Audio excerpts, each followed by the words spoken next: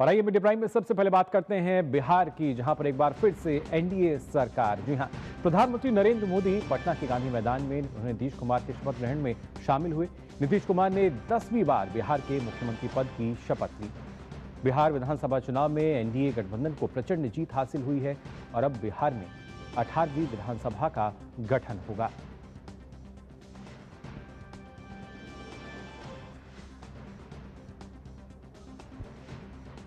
दसवीं बार बिहार के मुख्यमंत्री बने नीतीश कुमार और इस दौरान आप देख सकते हैं प्रधानमंत्री नरेंद्र मोदी भी मौजूद रहे और पटना के गांधी मैदान में एक विशेष कार्यक्रम में राज्यपाल आरिफ मोहम्मद खान ने नीतीश कुमार को पद और गोपनीयता की शपथ दिलाई। इस मौके पर प्रधानमंत्री नरेंद्र मोदी, गृह मंत्री अमित शाह समेत कई गणमान्य व्यक्ति उपस्थित रहे।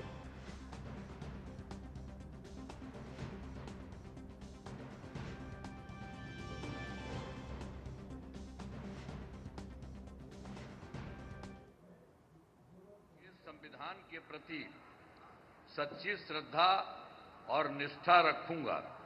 मैं भारत की प्रभुता और अखंडता अक्षुण्ण रखूंगा। मैं बिहार राज्य के मुख्यमंत्री के रूप में मैं अपने कर्तव्यों का श्रद्धापूर्वक और शुद्ध अंतःकरण से निर्वहन करूंगा।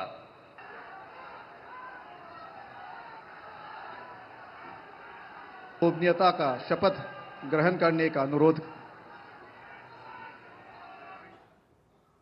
और इस दौरान आपको बता दें, सम्राट चौधरी को मंत्री पद की शपथ दिलाई गई।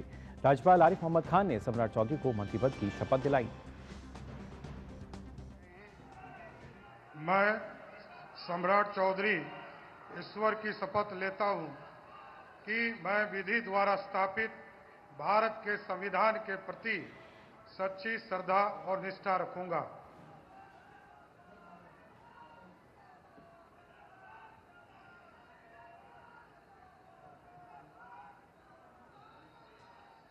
बिहार में एनडीए सरकार के शपथ ग्रहण समारोह पर भाजपा विधायक दल के उपनेता विजय सिन्हा ने कहा, बिहार के लोगों ने प्रधानमंत्री मोदी, नीतीश कुमार के नेतृत्व में डबल इंजन सरकार को अपना जनादेश दिया है। डबल इंजन की सरकार देश के प्रधानमंत्री नरेंद्र मोदी जी का, बिहार के मुख्यमंत्री नीतीश कुमार जी के नेतृत्व में जनता ने जनादेश दिया।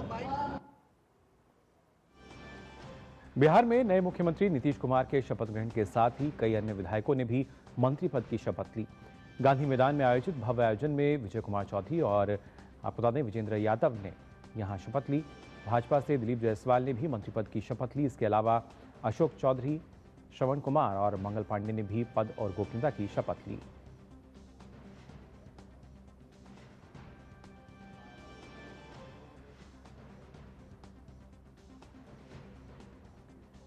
आपको बता दें करीब 26 मंत्री जिन्होंने यहां पर मंत्री पद की शपथ ली है और साथ ही साथ नीतीश कुमार जिन्होंने 10वीं बार बतौर मुख्यमंत्री पद की यहां शपथ ली और साथ ही इसमें कई ऐसे चेहरे जिनको शामिल किया गया है खासतौर से। वहीं पटना के गांधी मैदान में आज एनडीए की नई सरकार के कई मंत्रियों ने शपथ ली। इस क्रम में राज्यपाल आरिफ मोहम्मद खान ने रामकृपाल यादव और नितिन नवीन को मंत्री पद की शपथ दिलाई। वहीं सुनील कुमार, संतोष कुमार, सुमन मांझी ने भी शपथ ली। इसके अलावा लेसी सिंह और मदन साहनी ने भी मंत्री पद की शपथ ली। आपको बता दें बिहार के मंत्रिमंडल में लेसी सिंह समेत 3 महिलाओं को जगह मिली है।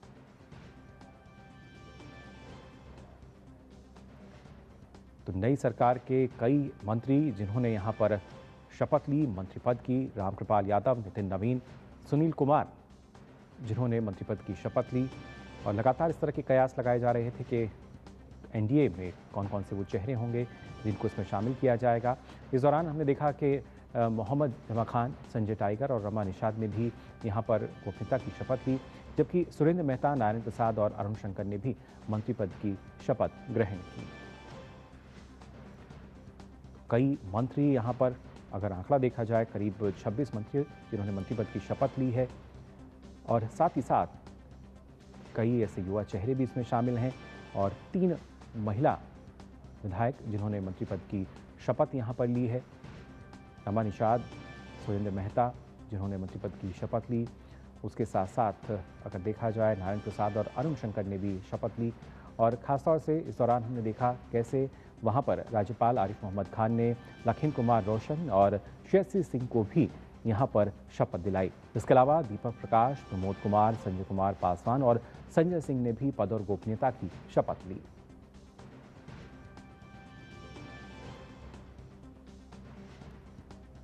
शेषी सिंह, दीपक प्रकाश, प्रमोद कुमार जिन्होंने यहां पर मंत्री पद की शपथ ली है और लगातार जिस तरह के कयास लगाए जा रहे थे, कई ऐसे नाम जिन पर मोहर लगी है।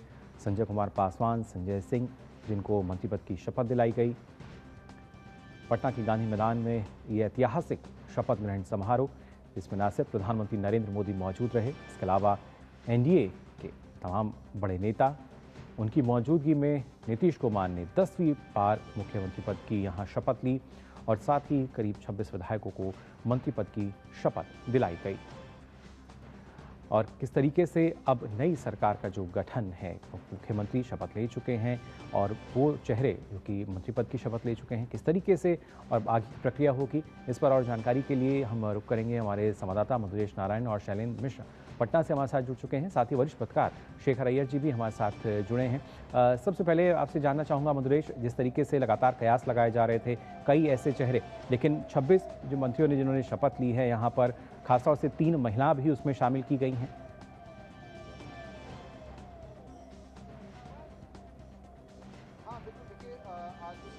मधुरेश, जानना चाहेंगे आपसे न सिर्फ नीतीश कुमार जिन्होंने 10वीं बार बतौर मुख्यमंत्री अपने पद की शपथ ली। जी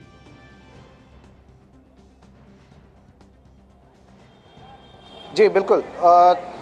जो बीजेपी कोटे से 14 विधायक थे उनको मंत्री पद दिया गया। इसके अलावा जदयू के 8 विधायकों को भी मंत्री बनाया गया। इसके अलावा चिराग पासवान की पार्टी लोजपा रामविलास से कयास लगाया जा रहा था कि 3 विधायकों को मंत्री पद दिया जाएगा, जबकि 2 विधायकों को मंत्री पद दिया गया। इसके बाद जीतन राम मांझी की पार्टी और रालोसपा जो कि उपेंद्र कुशवाहा की पार्टी है, दोनों से एक जो विधायक हैं उनको मंत्री पद दिया गया है। और ओवरऑल में अगर बात करें तो लगभग 14 नए चेहरे जो हैं इस बार मंत्रिमंडल में शामिल किए गए हैं, जिसमें श्रेयसी सिंह और रामकृपाल यादव के साथ दीपक कुशवाहा भी शामिल हैं जो कि उपेंद्र कुशवाहा के बेटे हैं। इसके अलावा भी कई चेहरे हैं, जबकि एक मुस्लिम चेहरा है जो कि जमा खां के रूप में एक मुस्लिम चेहरा भी मंत्रिमंडल में शामिल किया गया है।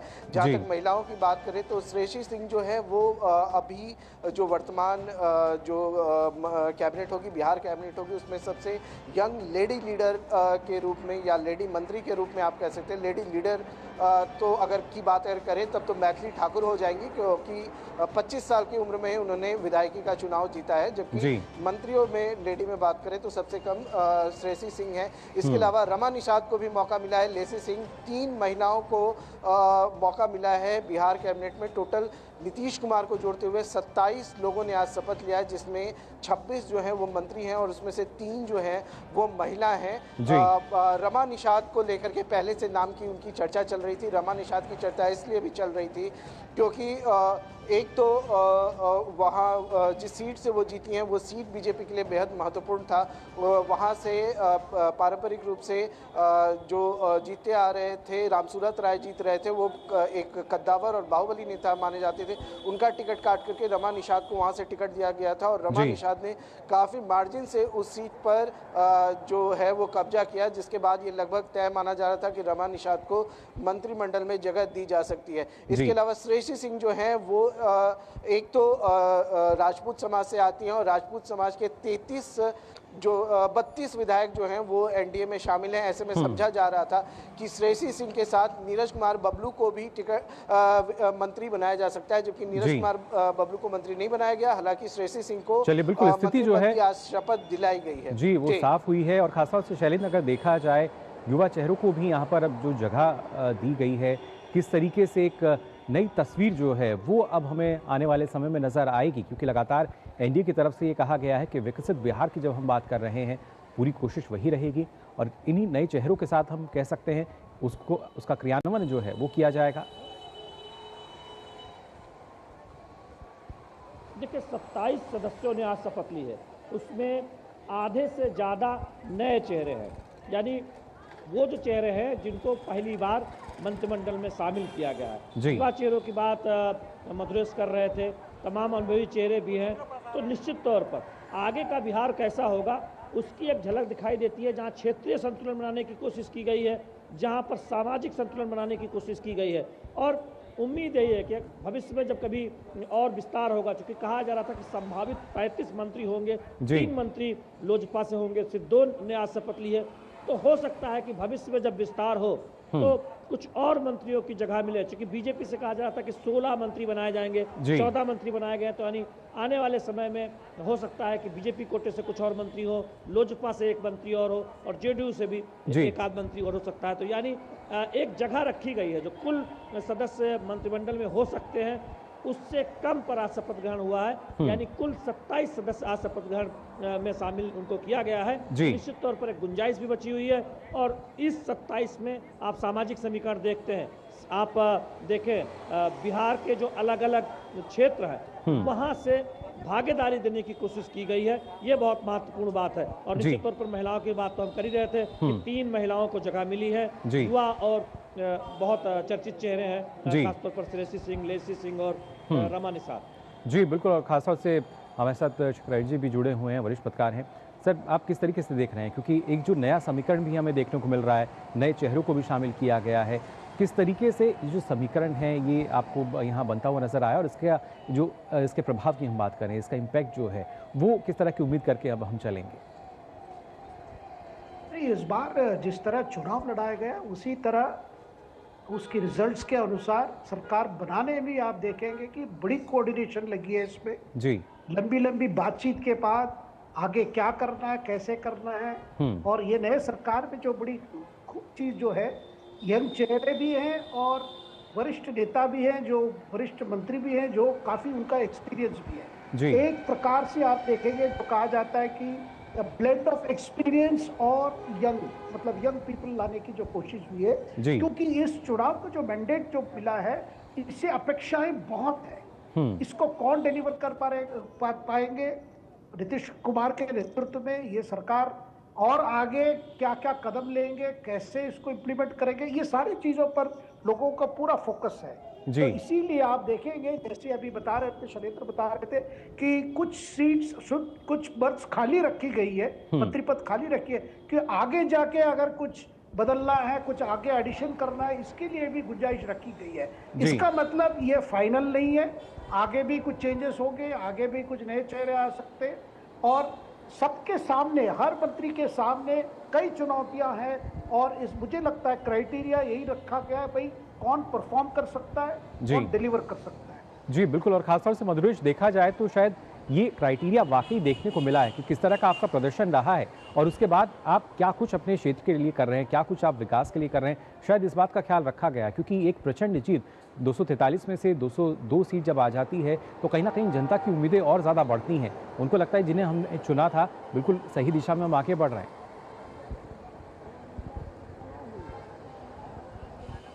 हाँ बिल्कुल, देखिए मुकुल, सबसे पहले बात है कि जो आज मंत्रिमंडल का गठन किया गया है, जो मंत्रियों ने जिन्होंने आज शपथ लिया है, उनमें एक नपातुला समीकरण दिखता है, क्षेत्रीय समीकरण दिखता है, एक नपातुला जाति समीकरण दिखता है, और एक नपातुला समीकरण दिखता है युवा जोशीले चेहरों का, और एक अनुभवी चेहरों का, जो पहले से मंत्री थे या फिर जिनके पास में एक लंबा अनुभव है काम का। और ऐसे में कहीं ना कहीं ये जो मंत्रिमंडल है ये एक लकीर खींचती है, एक ड्राइंग बनाती है, जिससे ये पता चलता है कि आने वाला जो बिहार होगा वो किस तरह से विकास करेगा, या वो विकसित बिहार कैसे बनेगा, उसको लेकर के। अगर मसलन बात की जाए किस तरीके से पिछले कुछ सालों में जिस तरीके से रोडवेज का विकास हुआ है, जिस तरीके से एयरपोर्ट्स डेवलप हुए, जिस तरीके से इंडस्ट्रियल डेवलपमेंट हुए हैं, या फिर जिस तरीके से स्किल या फिर रोजगार के अवसरों का डेवलपमेंट हुआ है, वो अपने आप में बिहार के लिए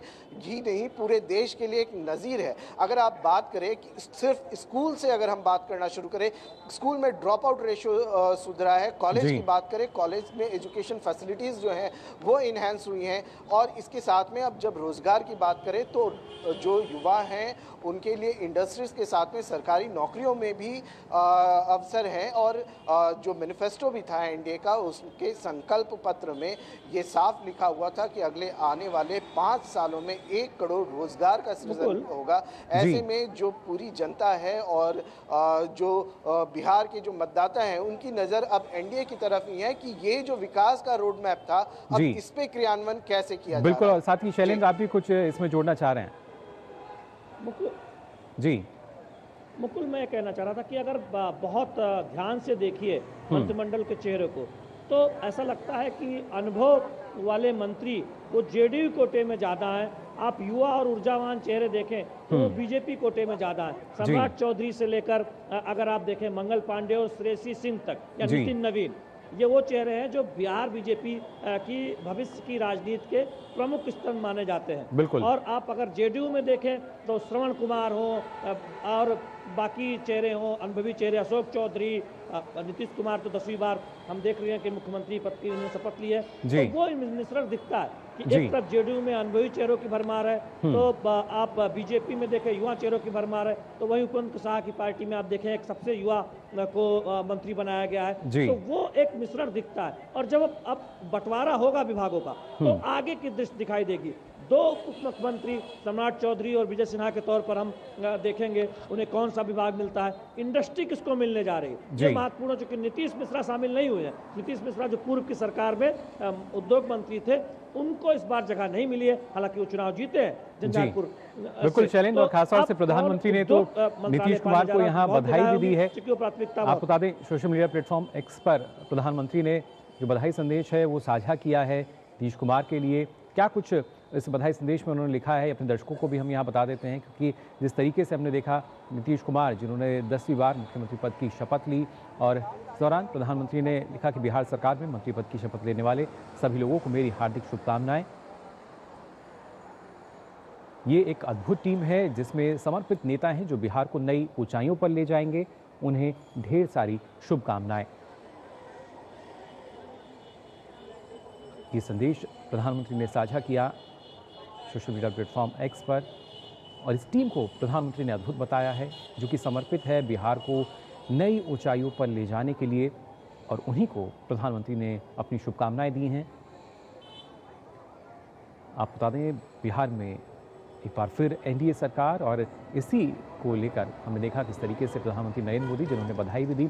शेखर जी, आपसे भी मैं समझना चाहूँगा, क्योंकि जब हम देखते हैं कहीं ना कहीं डबल इंजन की बात की जाए या पीएम मोदी और नीतीश कुमार का मैजिक की बात की जाए, लेकिन बीजेपी जिस तरीके से बिहार में सबसे बड़ी पार्टी बनकर उभरी, कहीं ना कहीं हर लेवल पर हम देख सकते हैं, हर स्तर पर जो मेहनत है वो की गई, और क्या यही बड़े कारण रहे? फिर चाहे हम बूथ स्तर की बात करें, कार्यकर्ताओं की तमाम बात की जाए, किस तरीके से आप देखते हैं इसे?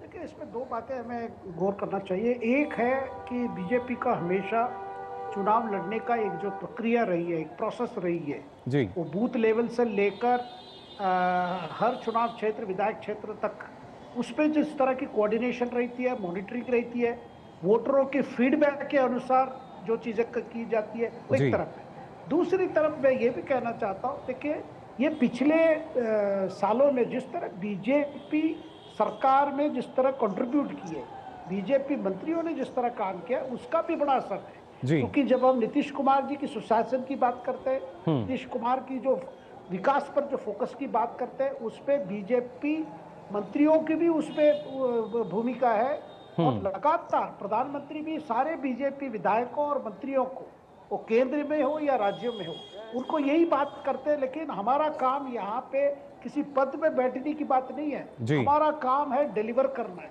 हमारा काम है रिफॉर्म करना है, हमारा काम परफॉर्म करना है, हमारा काम ट्रांसफॉर्म करना है। ये बात बार बार प्रधानमंत्री आज उनकी संदेश भी देखिए कि बिहार को और भी ऊंचाई पे ले जाएंगे। इसका मतलब प्रधानमंत्री एक प्रकार से सारे विधायकों और मंत्रियों को एक प्रकार से एक गोल सेट कर चुके हैं। वो गोल है एनडीए की मैनिफेस्टो में जो बातें की गई है, जो कार्यक्रम की बात की है, जो स्कीम्स की बात करी है, वो कैसे अच्छी तरह कार्यान्वयन हो, कैसे ग्राउंड लेवल पे कैसे इम्प्लीमेंट हो। क्योंकि ये लगातार आप देखेंगे जब डबल इंजन सरकार की हम बात करते हैं तो इसकी मॉनिटरिंग आपकी स्टेट लेवल पे भी होगी और केंद्र लेवल पे भी होगी। जी बिल्कुल, और कहीं ना कहीं शैलेंद्र, ये एक बड़ी वजह हम मान सकते हैं कि लगातार निगरानी होती है, जो कहा जा रहा है वो किस तरीके से किया जा रहा है, उसका क्या असर है, और उसी का एक बड़ा प्रभाव परिणाम के तौर पर हमने देखा है बिहार चुनाव में।